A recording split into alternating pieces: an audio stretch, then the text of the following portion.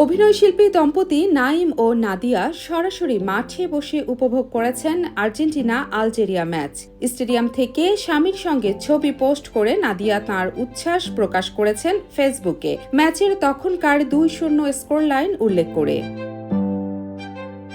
যুক্তরাষ্ট্র প্রবাসী অভিনেতা জায়েদ খান ফেসবুকে আর্জেন্টিনাকে অভিনন্দন জানিয়ে ম্যারাডোনার প্রতি ভালোবাসা ও মেসির প্রশংসা করে পোস্ট দিয়েছেন। অভিনেত্রী কিয়া পায়েলো মেসির 3 গোলের প্রশংসায় একটি পোস্ট দিয়েছেন, যেখানে তিনি মেসিকে সর্বকালের সেরাদের একজন বলে উল্লেখ করেছেন। চিত্রনায়িকা পরিমণি আর্জেন্টিনার একনিষ্ঠ সমর্থক। নিজের ছেলের একটি ছবি পোস্ট করে তিনি আদুরে একটি মন্তব্য জুড়ে দিয়েছেন। অভিনেত্রী জাকিয়া বাড়ি মমো ম্যাচের জয় নিয়ে সকালের শুভেচ্ছা সহ একটি ছোট উচ্ছ্বাসিত পোস্ট দিয়েছেন।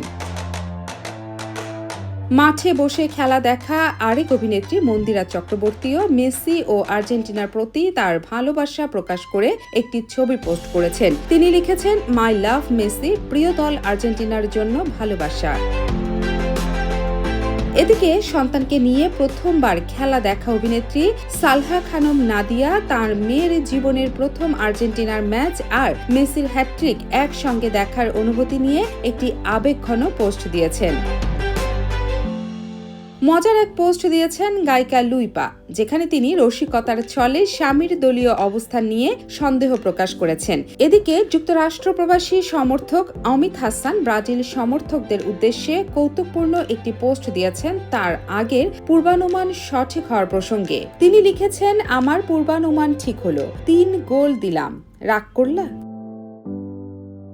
এটিভি ইউএসএ বিনোদন ডেস্ক। এটিভি ইউএসএ, বিশ্বজুড়ে বাঙালিয়ানা।